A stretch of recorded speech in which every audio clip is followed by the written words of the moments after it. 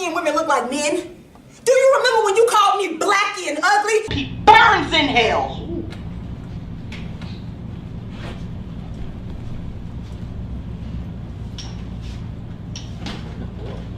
Come meet the dark-skinned activists at the Ancient African History Museum. Now, it's only right that the dark-skinned activist gives y'all the history of how I created the dark-skin lane at the Ancient African History Museum.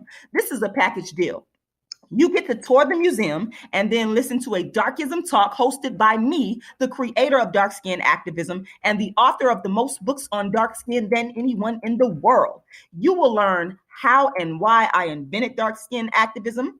You will learn about dark skin activism's impact on social media and popular culture, opening the doors for all others to openly speak on dark skin. You will learn who and what inspired me to create dark skin activism.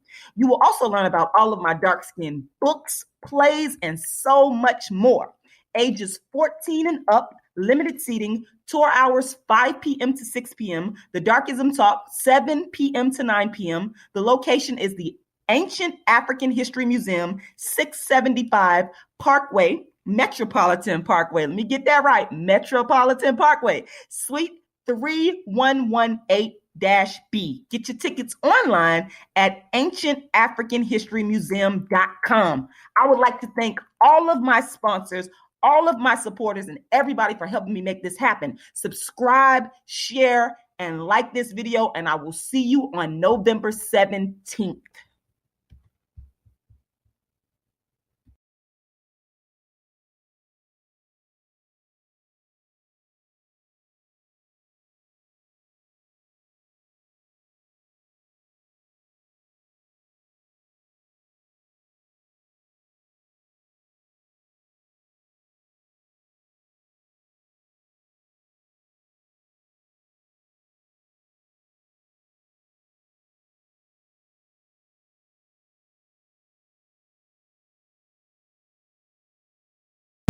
All right, so greetings everybody. Y'all know who it is. It's the world's first and only dark-skinned activist, Rashida Strober, the inventor, the creator, the architect of the first platform in history for dark skin, known as dark skin activism. And y'all know I was real quick, I'm going to be doing my live one-woman show called The Dark Skin Woman's Revenge. It's going down on Saturday, November 17th.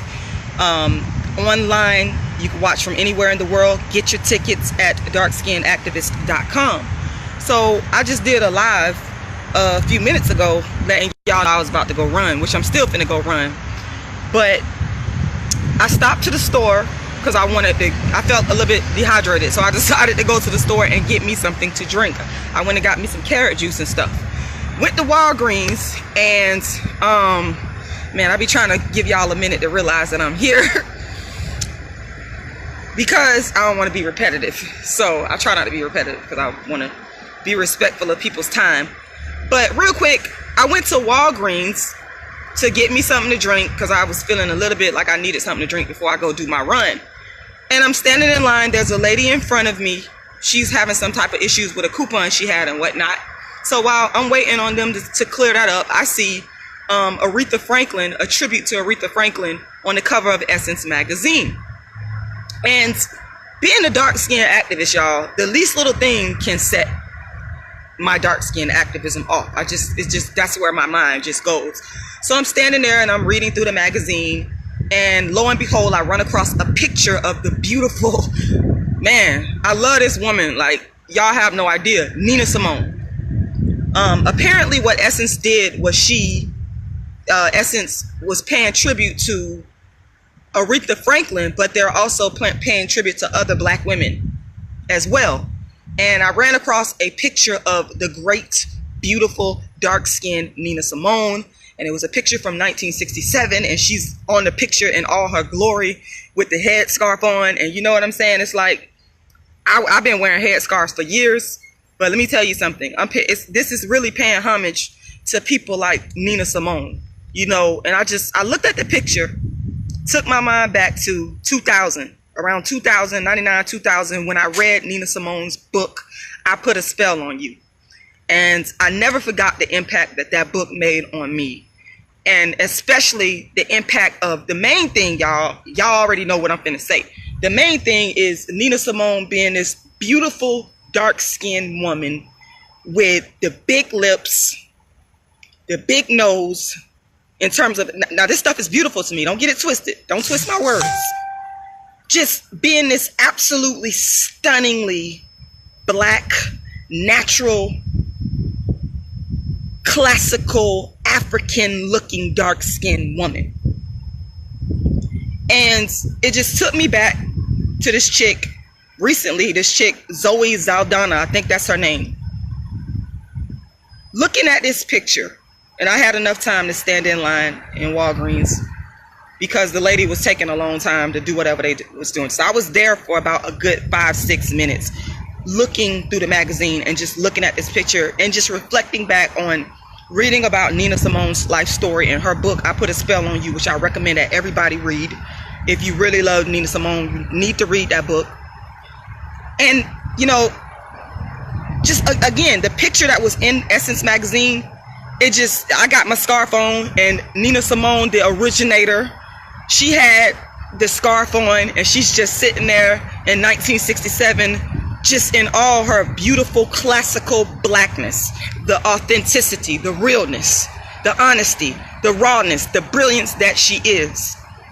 And I think about this movie, this biopic that they had, and I know, you know what I'm saying, that was discussed a while ago, but I don't care. Like I said, any least little thing could trigger me. And I'm thinking how disrespectful of the legacy of a beautiful dark-skinned woman. I mean, a woman that looks authentically black, all the way black, dark skin. And y'all gotta get this, y'all gotta see this picture. Authentically black. The features that people would sit and say is not beautiful. And I'm looking at this picture of her, and I'm seeing, like I said, her big, beautiful broad nose, because it's absolutely stunning to me. And I'm looking at her big broad lips and her face and her cheekbones, and thinking back when I read her book, I Put a Spell on You, and she didn't go into it in detail in terms of what I would call the darkism that she faced, but she faced it. And just to have a woman that is not even dark skinned play her is absolute disrespect. It is the highest form of disrespect. It is the highest form of disrespect, y'all. And I'm telling you, I'll be the first to admit, I could be anywhere. Like I said, I wasn't even thinking about nothing related to darkism. I'm just in the store. I got my carrot juice. I wanted something to drink. Waiting in line. The person in front of me was having some issues, so it gave me time to browse through the magazines. And here it is.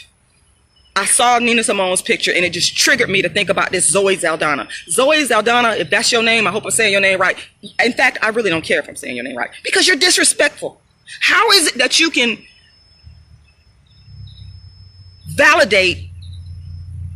How is it that you can look yourself in the eye playing a woman who was the victim of darkism, whose phenotype was the victim of darkism? How is it, Zoe Saldana, can you look yourself in the eye and do that? And then in Essence magazine, y'all, they had right next to her a picture of India Ari with the head wrap, you know, and the imagery was to say that this is where you got this from. You understand? And I can fully admit, my father was in the Nation of Islam, and so I grew up seeing the women, they wear the scarves around their head. But still, Nina Simone, to be young, gifted, and black, Nina Simone is the originator of all this type of, even Lauryn Hill. That's why I love Lauryn Hill to this day, because Lauryn Hill paid homage. She understood the impact of the beautiful, classically African looking Nina Simone and all of the darkism that she faced in her time.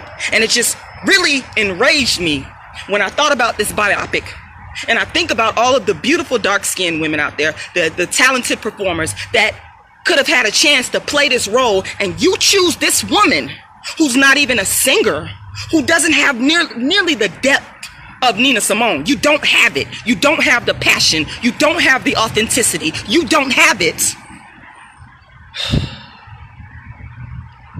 to play Nina Simone the Great.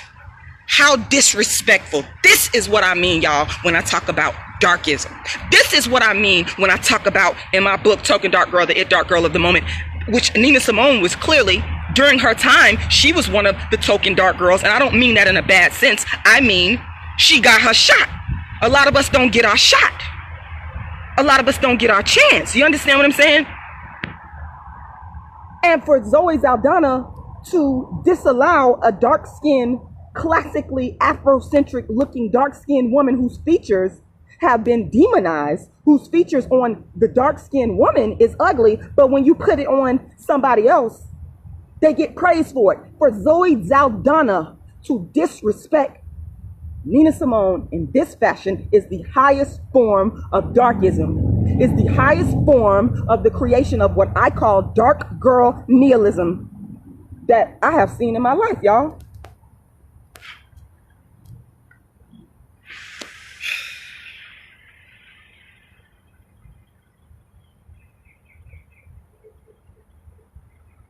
It's just absolutely disgusting.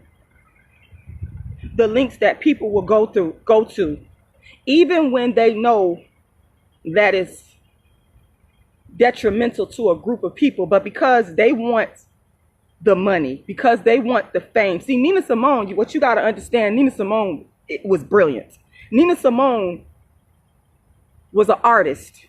She was self-taught. She was also classically trained as well. What you got to understand is the passion and the talent that Nina Simone had was organic. It was God-given. It was real. You can't duplicate that, Zoe Saldana. You can't duplicate that. It has to come from here. It has to come from within. You can't duplicate that. But what you could have did to say, you know what, I'm not going to be a contributor to darkism. I'm not going to be a contributor to the disrespect of the legacy of a dark-skinned woman who was not praised for her features, whose features, dark skin, nappy hair, broad nose, broad, big lips, was something that was looked down upon. I'm not going to disrespect that legacy by having people paint my face dark skin, by having people broaden my nose, by having people deal with my, what I'm going to do, I'm going to pass it on to a dark skinned actress and give her her shot. Give another dark skinned actress her shot. That to me would have been the highest form of respect that you could have paid to the great late Nina Simone, because you'll never be able to play. You're not even, let me tell you something, you're not built for that. And I don't know too many actresses out there who is built for that level of talent and brilliance, but it damn sure should have been a dark-skinned woman. It damn sure should have been a dark-skinned woman. It shouldn't have been you, Zoe Saldana. It shouldn't have been you. You're wrong. You're dead wrong for that. Disrespectful to the legacy of the dark-skinned, brilliant Nina Simone. Nina Simone got more brilliance in her pinky than you will ever have. And that's just coming from the perspective of this woman was an artist, a real true artist, a singer, an artist. It would just be hard for me to even sit and watch you try to play this role. It's a fraud. I gotta sit down here for a second. Y'all see I'm out here sweating. But it's fraud. Y'all, it's fraud. It's fraud. It's darkism fraud. I gotta get out of here. I just had to come on here and say that. I got to get out here and go do my run. But that really set me off. Going in that store, getting my carrot juice, getting ready to do my run. I'm out here sweating, y'all. But of course, that's to be said because I got on I wear a hoodie here because when you wear a hoodie, you just burn more calories. But anyway, that's what I wanted to say. The world's first and only dark-skinned activist, Rashida Strober, the undisputed queen of dark skin, Rashida Strober, your favorite dark-skinned chick, paying homage to the legacy of the brilliant, beautiful, dark-skinned, classically African featured Nina Simone. There'll never be another as greater. It's not going to happen. There's only one Nina Simone, and it's never been you, Zoe Saldana. I don't care how much money they gave you. I don't care how much praise they gave you. You could never measure up to who the great Nina Simone was, and you playing her was absolute disrespect. Real quick, y'all, on Saturday, November 17th, I will be performing my dark skin show online. Anybody anywhere in the world can watch. It's called The Dark Skin Revenge. Get your tickets at darkskinactivist.com. darkskinactivist.com. Also, if you are in the Atlanta area on Friday, November 16th, I'm going to be at the Ancient African History Museum giving a Darkism Talk It's going to be, the doors open at 5. The talk will start at 7 p.m. All of the ticketing information is found at my website, darkskinactivist.com. And keep in mind, for the play, anybody anywhere in the world can watch. Make sure y'all share this video. Make sure y'all like this video. If you're watching me on YouTube, make sure you subscribe. World's first and only dark skin activist, the creator of the first platform in history for dark skin, Rashida Strober.